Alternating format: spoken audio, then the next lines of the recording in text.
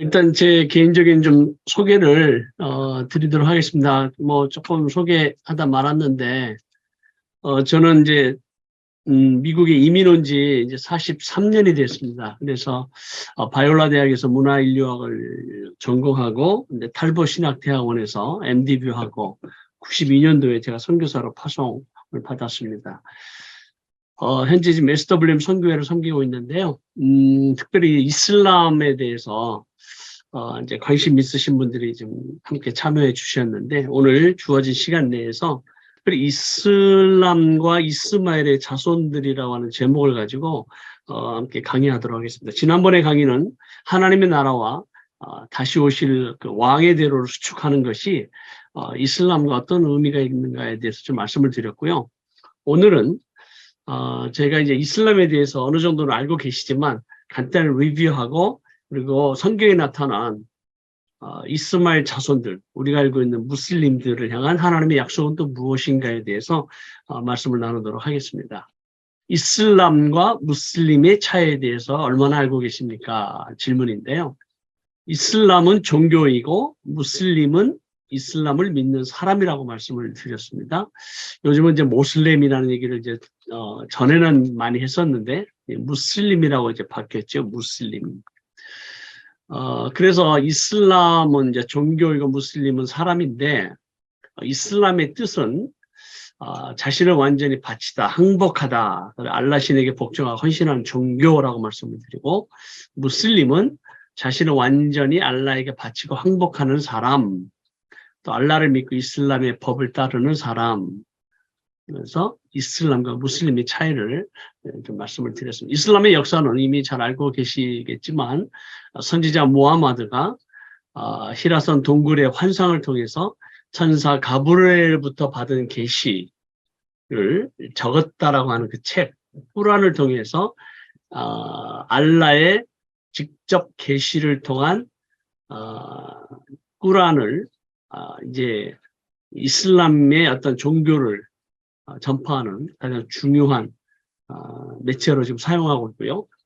그 다음에 과거에 사우디아라비아 알고 있는 그 메카는 우상숭배의 중심지에서 알라가 유일신임을 이제 주장하게 되는데, 그 당시에 이미 6세기, 7세기 때는 기독교가 편만하게 아라비아 반도로 전파되는 상황이었습니다. 많은 유대교도 있었고 또 기독교가 전파됐는데 그 기독교 복음이 조금 변질된, 혹은 이제 위경이라고 알려지거나 또 유경이라고 알려진 그런 어떤 변질된 복음이 전파됨으로 인해서 거기에 많은 영향을 받았으리라고 생각을 합니다. 그래서 어쨌든 이제 직접적인 계시를 받았다고 하는데, 우리가 잘 알고 있는 이 그림을 보면 무하마드가 천사 가브리엘로부터 알라의 계시를 받았다라고 하는 그런 이제 상징성을 가지고 이제 시작을 하고 있고요. 이슬람의 역사는 그 메디나로 이제 도망을 가게 되는데, 그 메디나로 도망을 갈 때부터 이슬람력이 시작이 돼서 AD 622년이 이슬람의 원년입니다. 그리고 칼리프 종교 지도자와 샤라의 법에 대해서 알고 계시고, 정치와 종교가 일치되는 umma 공동체를 유지하고 있는데, 실제로 이 umma 공동체는 과거에 있었던 초대 교회의 기독교 공동체를 많이 답습하거나 담거나 또 그것을 어떤 내용을 좀 이렇게 따라가는 것을 좀 볼 수가 있습니다. 순니파와 시아파에 대해서 이미 잘 알고 계실 텐데요.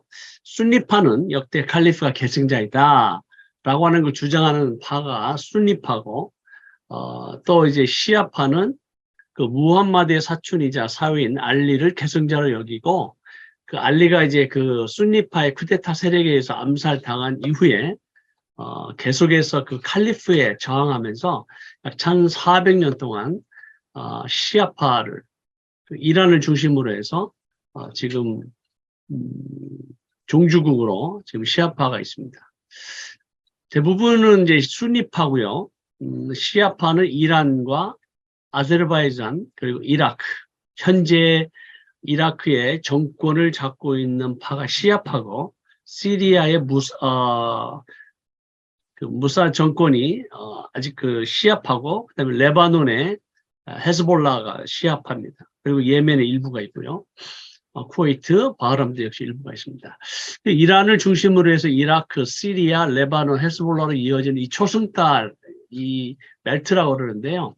이 초승달 벨트를 통해서 결국은 이 사람들의 궁극적인 목적은 뭐냐면 이스라엘의 파괴입니다. 이스라엘을 멸망시키고자 하는 가장 구체적인 목표를 가지고 지금 활동하고 있고, 그 외에 이제 사우디아라비아, 이집트, 투르키에, 아프가니스탄, 파키스탄, 인디아는 주로 이제 순니파가 많습니다.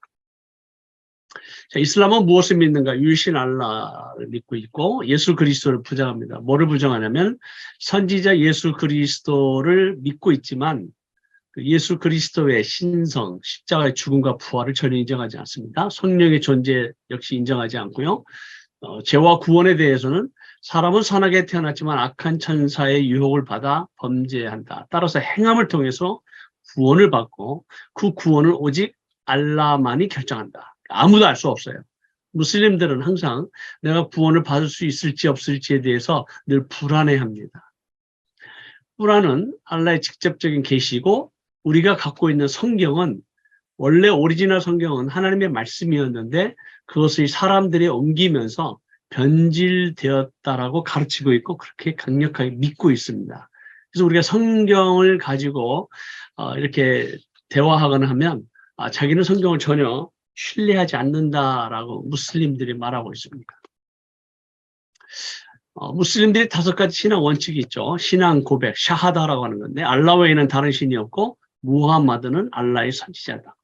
하루에 5번 기도하는 걸 살라트라고 하는데요. 해 뜰 때 정오, 이른 오후, 또 저녁, 밤, 또 구제, 자카트.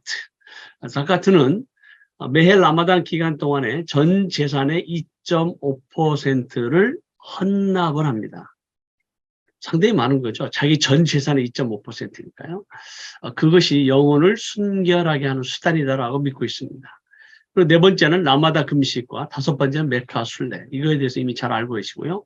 라마단 금식하는 것이 30일 동안 금식을 하는데 금식하는 기간은 해가 뜰 때부터 해 질 때까지만 금식하는 겁니다. 해가 지고 나면 매일매일 달라지는데요. 해가 지고 나면 음식을 다 준비해 놨다가 밤새도록 먹습니다. 그러니까 오히려 무슬림들은 라마다 기간 동안 훨씬 살이 찌죠. 해가 떠서 해 질 때까지는 아주 정말 헌신된 무슬림이면 물도 마시지 않고 침도 삼키지 않지만 정말 이제 음식을 먹지 않고 이제 하루 종일 이제 고생하다가 저녁에 해가 지면은 막 음식을 먹는 모습들을 우리가 볼 수 있습니다. 메카는 적어도 1년에 한 번 정도 순례를 해야 된다. 하지라고 하는 것을 이제 이미 아시는 다 내용인데요. 제가 한번 간단하게 리뷰를 했습니다. 그러면 이슬람의 구원이 인간의 선행으로 가능하다고 이제 믿고 있는데요. 물론 이제 구원은 알라가 결정하지만 에베소서 2장 8절의 말씀과 비교할 때 기독교와 이슬람의 구원의 차이는 무엇인가? 하나님 말씀은 너희가 그 은혜를 의하여 믿음으로 말미암아 구원을 받아서 이것은 너에게서 난 것이 아니요 하나님의 선물이다. 구원은 전폭적인 하나님의 주권이고 하나님께서 우리에게 주시는 선물이다. 예수 그리스도를 믿음으로 말미암아 by faith, 은혜에 의해서 우리가 구원을 받는 이 기독교의 본질과 이슬람의 구원은 전혀 다릅니다. 알라와 우리가 믿는 하나님도 전혀 다릅니다. 그러면 이제 우리가 성경에서 이스마엘과 이제 무슬림의 관계를 좀 살펴볼 텐데요. 성경에서 하나님은 이스마엘에 대해 어떻게 말씀하시는가? 창세기 16장 6절에서 7절에 보면 내가 너로 아브라함을 향해서 말씀하십니다. 심히 번성하게 하리니 내가 네게서 민족들이 나게 하며 왕들이 네게로부터 나오리라. 내가 내 언약을 나와 너 및 네 대대 후손 사이에 세워서 영원한 언약을 삼고 너 네 후손의 하나님이 되리라. 하나님께서 아브라함과 세운 약속, 언약을 통해서 아브라함뿐만 아니라 그 대대 후손과 영원한 언약을 삼고 그들의 하나님이 되리라 라고 말씀하셨습니다. 그런데 이제 하나님께서 약속한 사라로부터 아들이 나오지 않기 때문에 그 몸종이었던 하갈을 통해서 이스마엘을 아브라함의 나이 86세에 얻게 되는데, 그때 이제 하나님 앞에 약속을 하지만 아브라함이 이스마엘이나 하나님 앞에 살기를 원한다 라고 이제 얘기하는데, 하나님께서는 반드시 네 안에 사라가 아들이 있을 것이다 그걸 약속하시고, 그리고 그 아들과 계속해서 언약을 세우고 후손에게 영원한 언약이 되리라고 또다시 확인을 해 주셨습니다. 그럼 이스마엘은 어떻게 되는 겁니까? 이제 이스마엘에 대해서는 내가 네 말을 들었나니 내가 그에게 복을 주어 그를 매우 크게 생육하고 번성하게 할지라. 그가 12두령을 낳으리니 내가 그를 큰 나라가 되게 하려니와 내 언약은 내가 내년 이 시기에 사라가 네게 낳을 이삭과 세우리라. 하나님이 아브라함과 말씀을 마치시고 그를 따라 올라가셨더라. 이 말씀이 나오죠. 자, 그러면 창세기 21장 8절에서 21절을 보면 아브라함의 나이 100세에 이삭을 낳고 젖을 떼는 날 큰 잔치를 벌인다라는 기록이 나와 있습니다. 그때 이제 등장하는 인물이 이스마엘과 이삭 그리고 아브라함, 하나님이 등장하게 되는데요. 성경을 좀 보시면 창세기 21장을 한번 좀 보실 수 있으시면 좀 보시면 좋겠습니다. 창세기 21장에 보면 아이가 자라매 젖을 떼고 이삭이 젖을 떼는 날에 아브라함이 큰 잔치를 베풀었더라. 사라가 본즉 아브라함의 아들 애굽 여인 하갈의 아들이 이삭을 놀리는지라. 여기 놀린다라고 하는 말이 나오는데요. 그 전 성경을 보면 희롱하다라는 단어로 쓰여졌고, 원래 히브리 원어로 영어로는 마킹이라고 나와 있는데요. 이 마킹이라는 단어가 어떤 의미에서 피지컬 어뷰즈입니다. 다시 말하면 지금 이삭의 엄마의 젖을 떼는 때가 이삭의 나이가 한 2살쯤이었으라고 생각합니다. 우리가 이제 한국말로 하면 돌잔치죠. 그런데 그때 이스마엘의 나이가 몇 살일까요? 아브라함의 나이 86세 이스마엘을 낳았고 100세에 이삭을 낳았으니까 한 1년 후면 이스마엘의 나이는 15, 16세 되었을 것입니다. 청소년 나이입니다. 근데 14년 가까이, 이제 100세에 낳기 전까지 86세에서 14년 가까이 이스마엘은 아브라함의 아들이었기 때문에 아브라함과 함께 동행하고 아브라함과 함께 식사하고 아브라함으로부터 받을 그 놀라운 사랑과 또 그 정과 또 그 아들을 향한 아브라함의 그 마음이 어떠했겠습니까? 굉장했죠. 이삭이 태어나기 전까지는. 그리고 적어도 이스마엘은 아브라함이 갖고 있는 이 거대한 부와 이 재산, 모든 유산을 받을 것을 기대했습니다. 비록 엄마는 하갈이지만 아브라함의 아들이기 때문에 그가 갖고 있는 어떤 어떤 권위도 그렇고 권세도 그렇고 또 갖고 있는 어떤 자격이나 아들로서 가져야 할 모든 유업에 대해서 기대를 하고 있었는데 이삭이 태어났단 말이죠. 그래서 이삭이 태어나서 큰 잔치를 벌이게 되는데 이삭이 태어나면서 아버지로부터 받은 사랑과 관심과 모든 유산과 재물과 모든 것들이 이삭에게로 흘러간다는 것을 누구보다도 이스마엘은 잘 알고 있습니다. 그래서 형이잖아요. 물론 배가 다르지만 형으로서 이스마엘이 사랑하고 돌봐주고 베이비시터 해주고 이렇게 해준 게 아니라 이삭을 피지컬 어뷰즈를 한 거죠. 그러니까 쉽게 말하면 이제 이 이삭을 이렇게 어떤 그 행동을 했겠죠. 그래서 어떤 얘기 했는지 성경은 이제 침묵하지만 내가 너만 아니었으면 내가 아버지를 받던 모든 사랑과 관심을 다 받고 아버지의 모든 유업을 내가 다 받을 수 있는 너가 태어남으로 인해서 내가 아무것도 받지 못하게 됐다. 어떤 그 분노 혹은 시기, 질투 막 그런 것으로 인해서 막 이삭을 피지컬 어뷰즈를 하는 거죠. 그걸 누가 봤느냐? 엄마가 보죠. 사라가.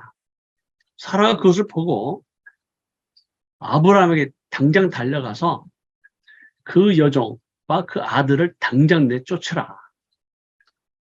그래서 그게 중요한 단어죠. 이삭과 함께 기업을 얻지 못하리라.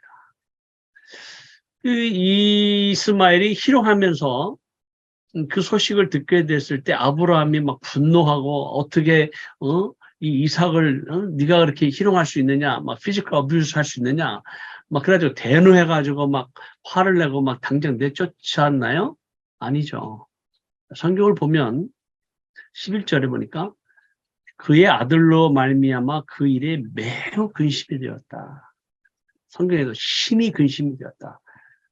왜요? 이스마엘도 아브라함의 아들입니다.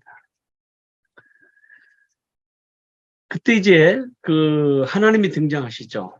하나님이 등장하셔서 아브라함에게 아마 밤새도록 어떤 대화가 있었을 거라고 생각이 됩니다. 어떤 대화가 오고 갔는지 자세히는 나오지 않지만 결국은 하나님께서 내 여종으로 말미암아 또 네 이스마엘로 말미암아 근심하지 말고 사라의 말을 들어라.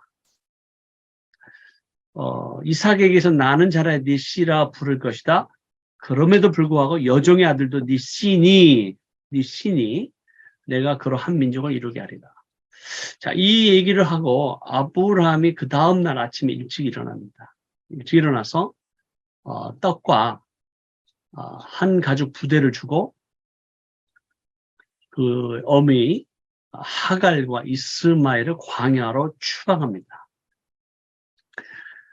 자, 한번 좀 이 장면을 생각해 보시죠. 14년, 15년 가까이 아들 이스마엘을 사랑하고 돌보고 함께 지냈던 아버지가 어떤 얘기를 들었길래 이스마엘과 그의 어미 하갈을 광야로 내쫓았는가? 아니, 그 당시 아브라함은 굉장한 부자였습니다. 자기가 데리고 있을 그 기른 군사만 해도 360여 명이 넘고 또 어마어마한 부를 가지고 5 도시국가를 상대로 전쟁을 통해서 승리했던 그 당시에 강력한 영향력을 가지고 있었던 아브라함입니다. 그 아브라함이 적어도 자기 아들 이스마엘에게 엄마와 함께 재산을 좀 일부 떼어줘서 낙타 한 1,000마리, 양 한 5,000마리, 그런 모든 어떤 재산의 일부를 줘서 엄마와 함께 멀리 떨어져서 남은 여생을 행복하게 살아라. 아버지라면 아들에게 당연히 그렇게 해야 되는 거 아닐까요?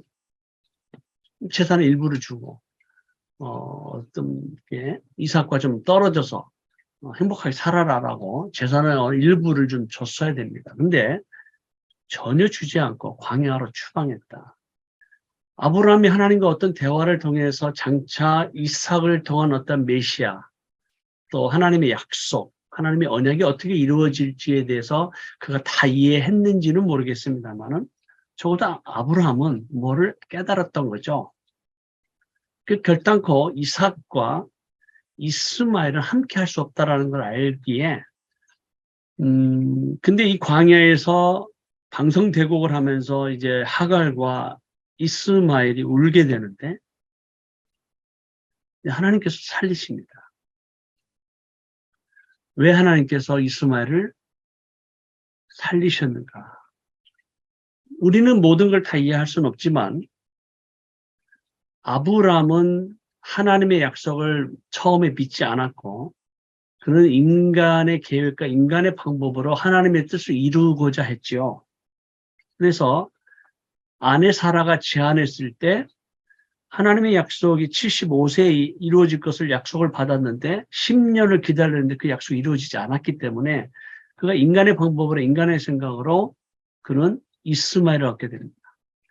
비록 아브라함은 실수했고 비록 아브라함은 하나님의 약속의 말씀을 처음부터 신뢰하지 않았고, 그리고 아브라함은 하나님의 약속이 어떻게 이루어질지 몰랐지만 전폭적인 하나님의 절대적인 언약과 하나님의 약속 때문에 아브라함을 통해서 난 자식 이스마엘도 축복하실 수밖에 없는 것이 하나님의 신실하신 하나님의 약속이죠. 그래서 하나님께서는 이스마엘을 축복하실 수밖에 없습니다. 왜요? 아브라함과 세운 언약 때문에 그렇습니다. 비록 아브라함은 실수했다 할지라도. 그래서 하나님께서는 이 아브라함을 통한 자식인 이스마엘을 축복하시고 12두령으로 큰 12의 그 민족을 이루시고 그를 축복하시겠다 약속하셨습니다. 그리고 이스마엘 자손들의 이름이 성경에 기록이 됩니다. 창세기 25장 9절에 보면 그의 아들들이 이삭과 이스마엘이 그를 누굽니까? 아버지 아브라함이죠. 아브라함을 마물레 앞 해쪽 속 소알의 아들 에브론의 밭에 있는 막벨라 굴에 장사했다. 아브라함의 나이 175세에 죽습니다. 그때 이스마엘의 나이는 89세고요. 이삭의 나이는 75세입니다. 적어도 이제 한참 나이를 먹었죠. 삶의 어떤 경험들도 하고 이제 나름대로 떨어져 잘 살고 있다가 이스마엘과 이삭의 관계가 굉장히 꺾을스럽지 않겠습니까? 서로 이렇게 미워하는 어떤 시기하고 질투하는 그런 마음 또 그런 경쟁 그런 것들이 있었을 거라고 생각을 해요. 그런데 이 둘이 하나가 되는 게 언제 만나냐면 아버지의 죽음 가운데 만나요. 아버지 죽음에서 장사 지낼 때 이삭만 장사를 지낸 게 아니라 이스마엘도 함께 아버지의 죽음 앞에서 어떤 면에서는 화해하는 그런 장면이 이루어지지 않았을까 하는 생각을 좀 해보게 됩니다. 그래서 결국은 이제 이 이삭과 이스마엘이 다시 만나게 되는데요. 성경에서는 이사야서에 보면 이사야서를 통해서 이스마엘 자손들에 대한 이름에 대해서 기록을 하면서 하나님의 약속이 계속 이어지는 것을 우리에게 선포하고 있습니다. 이사야 60장 6절에서 7절 말씀을 이미 제가 지난 번에 말씀을 드렸는데요. 허대한 약대 미디안 아브라함이 후처를 두잖아요. 그드라의 아들입니다. 미디안 그리고 에바 미디안의 아들 그러니까 손자죠. 이 젊은 약대가 네 가운데 편만할 것이며 스바 그들 아들 욕산의 아들 손자입니다. 사람들은 다 금과 유향을 가지고 와서 여호와의 찬송을 전파할 것이며 게달 누굽니까? 이스마엘의 아들입니다. 양무리는 다 네개로 모여지고 느바옅 역시 이스마엘의 아들입니다. 수양은 네게 공급되고 내 단에 올라 기꺼이 받음이 되리니 내가 내 영광의 집을 영화롭게 하리라. 언약 밖에 있었는가 아니면 언약 안에 있었는가? 이스마엘이 할례를 받았습니다. 그러면 그 할례를 받은 이스마엘은 어떤 하나님과 또 아브라함과 어떤 관계인가? 이것이 이제 우리가 계속해서 연구하고 생각해야 될 숙제입니다.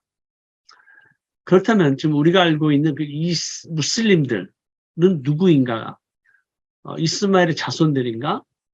또 이 땅에 흩어져 살고 있는 수많은 무슬림들, 전혀 혈통적으로 관계가 없는 예를 들어서 필리핀이나 인도네시아는 전혀 이스마엘의 혈통적 자손이 아니지만 무슬림들이라면 그들은 또 어떤 관계가 있는가?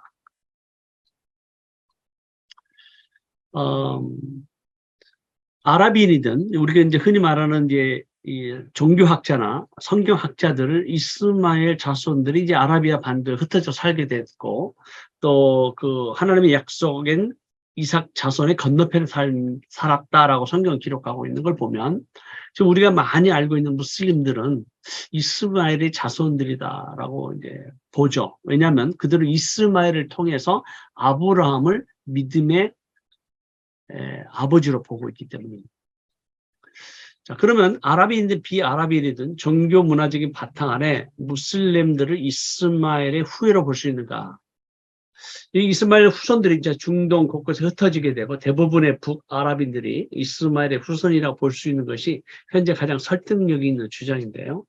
그래서 이제 대부분들은 이제 무슬림들이죠. 그런데 이제 북아랍인들이 비아랍 종족까지도 아랍 문화와 이슬람 종교 아래 한 공동체로 이제 포섭을 하죠.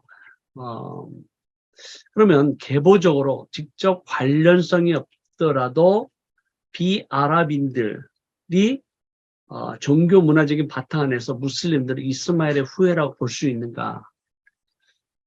한 가지 예로 우리는 유대인이 아닙니다. 하지만 예수 그리스도를 통해서 믿음으로 말미암아 아브라함을 믿음의 조상으로 보고 있는 것처럼 유대인의 혈통을 우리는 받지 않았지만 아브라함을 믿음의 조상으로, 마찬가지로 혈통적으로 전혀 관계없는 무슬림들도 그들의 믿음을 통해서 이슬람이라는 종교 아래 이스마엘을 통해 아브라함을 믿음의 조상으로 보고 있습니다. 그러면 우리가 전에 배웠던 것처럼 이스라엘 민족을 하나님께 선택하신 이유는 출애굽기에 시내산에서 이스라엘 민족을 향해서 너희가 내게 대해서 제사장 나라가 되고 거룩한 백성이 되고 너는 이 말을 이스라엘 자손에게 고하라라고 모세에게 말씀하신 것은 이스라엘 자손들이 하나님과 열방 사이의 중보자로 제사장 나라로 쓰임을 받고 거룩한 부르심과 은혜와 축복을 받고 특권을 가졌죠. 그래서 이스라엘 민족은 하나님께서 이스라엘 민족을 통해서 온 열방과 민족을 축복하기를 원하시는 축복의 통로로 부르셨습니다. 그게 이스라엘 민족을 선택하시고 사용하기를 원하신 거죠. 그렇다면 그 축복의 통로로 부르심을 받은 이스라엘 민족을 통해서 받아야 할 수많은 열방과 민족 가운데 이스마엘 후손들도 있다라고 하는 겁니다. 다시 말하면 이스마엘 후손들도 구원받아야 할 하나님의 약속의 자손들이라는 거죠. 그 이스마엘 후손들은 축복의 통로가 아니라 축복의 수혜자입니다. 우리가 예수 그리스도를 믿는 왕 같은 제사장이라는 의미는 우리는 제사장으로서의 축복의 통로가 되는 것이고 이 땅 지구상에 있는 모든 열방과 민족은 그 은혜와 축복을 받아야 될 수혜자라는 거죠. 그래서 메시아 예수 그리스도를 통한 하나님의 은혜와 축복이 이스마엘 후손들에게 흘러가야만 사탄과 악한 영들의 미혹에 의해서 거짓에 의해서 죄와 사망 가운데 신음하고 방황하는 열방과 민족 그 가운데 이스마엘 자손들은 하나님 축복을 받아야 됩니다. 근데 축복 밖에 있다라는 거예요. 왜요? 이슬람이라는 종교에 대한 막연한 두려움, 또 이슬람이라에 대한 어떤 부정적인 시각, 이슬람이라고 하는 어떠한 거부감 때문에 무슬림들을 향해서 복음을 전하고 있지 않다라고 하는 것은 오늘날 예수 그리스도 믿는 성도와 교회가 하나님으로부터 받은 사명을 감당하지 않는, 다시 말하면 불순종하고 있다는 거죠. 그래서 우리는 무슬림들을 어떻게 바라봐야 되는가? 이스마엘 후손들인 무슬림들은 예수 그리스도의 복음, 하나님 나라의 복음, 기쁜 소식을 들어서 하나님의 축복을 받아야 할 잃어버린 영혼들입니다. 그렇기 때문에 우리가 무슬림들을 바라볼 때 우리의 시각이 바뀌어야 된다는 거죠. 무슬림들은 하나님의 언약 밖에 있는 또 그럴 사람들을 바라보는 것이 아니라 오히려 하나님의 약속의 말씀이 성취되지 못하도록 방해하는 미혹의 영, 어떤 거짓의 영, 진리를 듣지 못하도록, 어쩌면 하나님의 품으로 돌아오지 못하도록, 아버지의 품으로 돌아오지 못하도록 가로막는 그런 어떤 영적인 상황들을 우리가 반드시 이해해야 합니다. 청소년에게 버림받은 이스마엘을 한번 생각해 볼까요? 아버지부터 버림받았습니다. 15, 16세 때. 가장 센서티브한 청소년 나이 때 엄마도 버림받았어요. 그러면 그 이스마엘 속에 아버지를 향한, 아브라함을 향한 그 마음의 분노, 상처, 아버지를 향한 저주의 마음이 없을까요? 모든 것을 잃어버린, 죽음으로 내버려진 그 이스마엘의 고통과 눈물을 한번 생각해 본다면,